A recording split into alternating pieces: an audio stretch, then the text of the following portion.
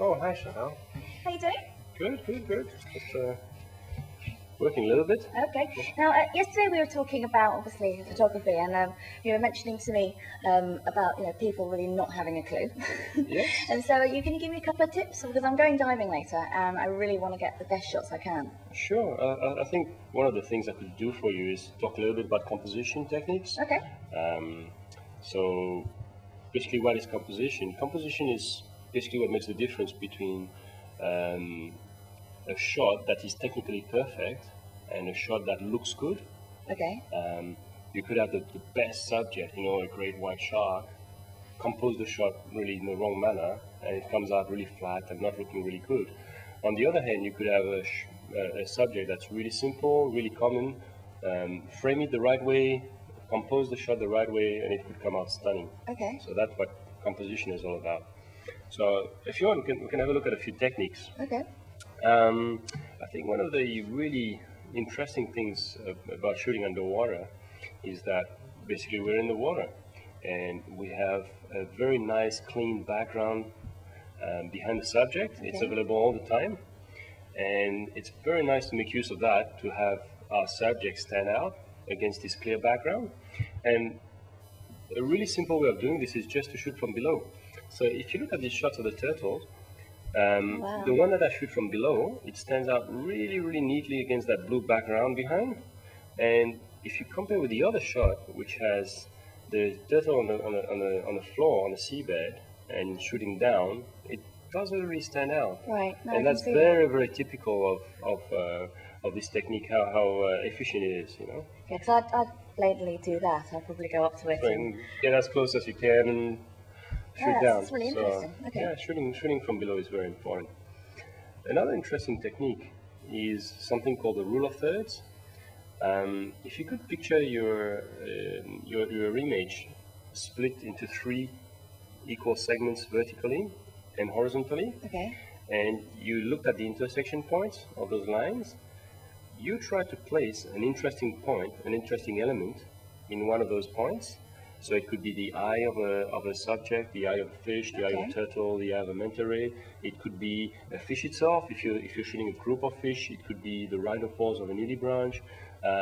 It could be anything that's the main focal point, what you want to emphasize in the shot. Okay. And somehow, this sort of composition, this sort of arrangement makes the picture really look nice and very appealing to the eye.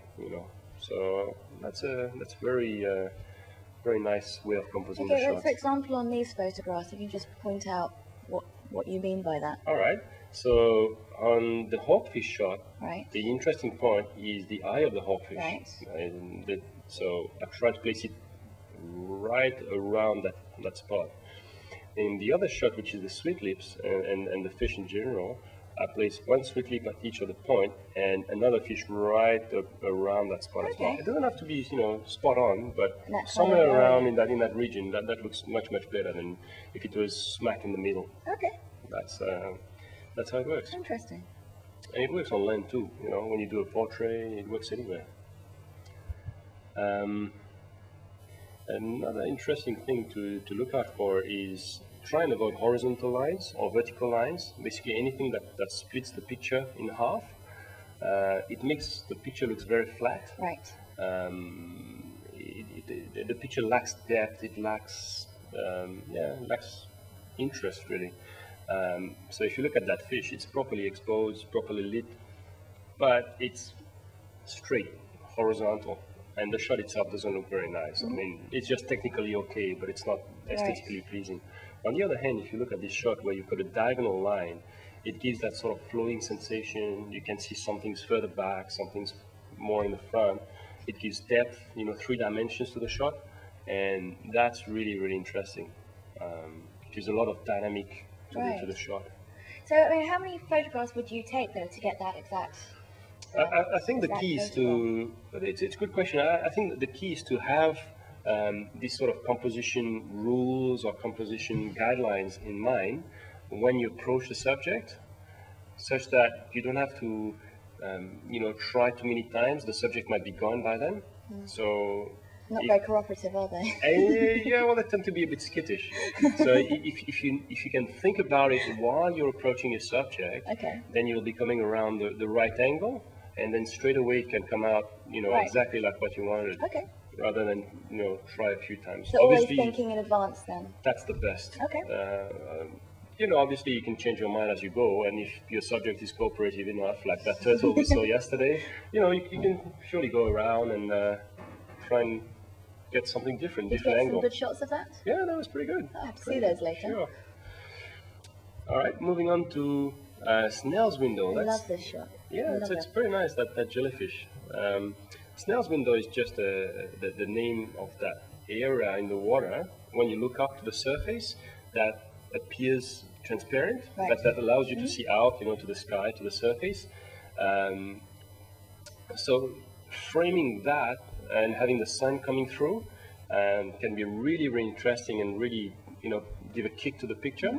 So in the case of the jellyfish, what happens is I'm very, very close to the surface, and you can see the sun rays really, splitting, and they're very, very obvious in the picture. In the other one, with the sea whip, I'm much deeper, so the light is very dappled. It's very diffuse, Right. and it's an interesting play of light. It's a different approach, and both are actually quite nice. Oh, beautiful, really beautiful. Okay. Another interesting thing to do is to use your buddy.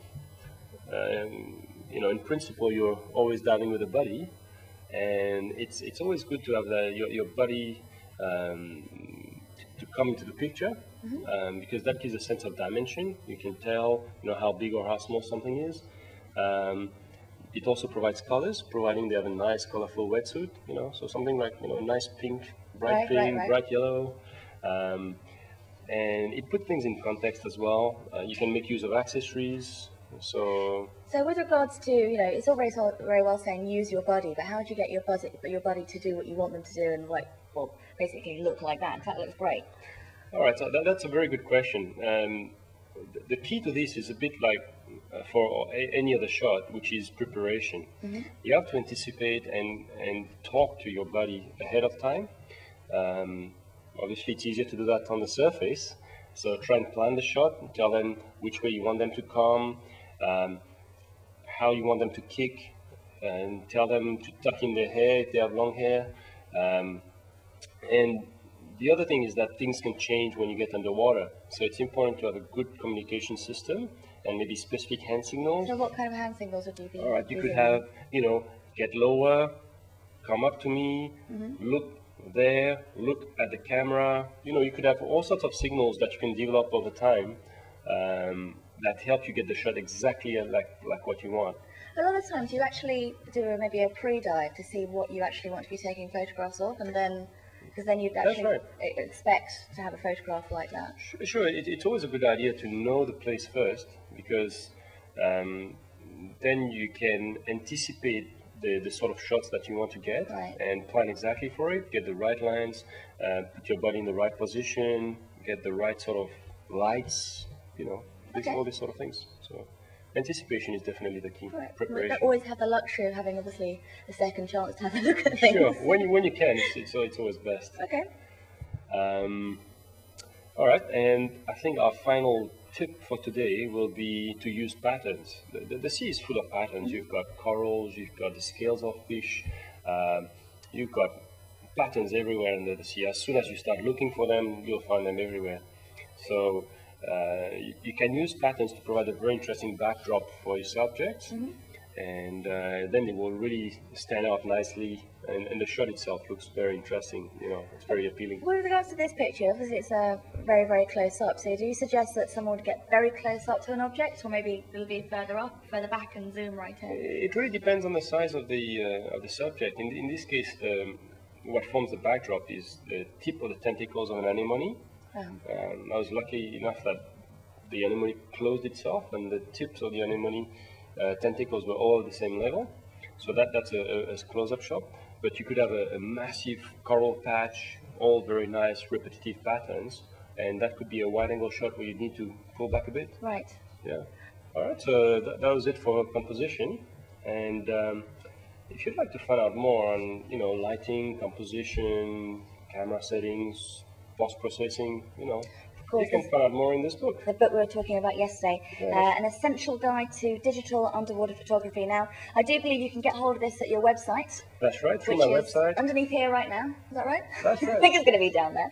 And you were having a new one coming out soon too. Yes, an advanced guide, which covers, obviously more advanced features and more advanced techniques. Okay, well, I'm going to start with this one. Sure. And I'll see you a bit later, because I've got a lot of reading to do by the looks of things. All right, see you later. Bye.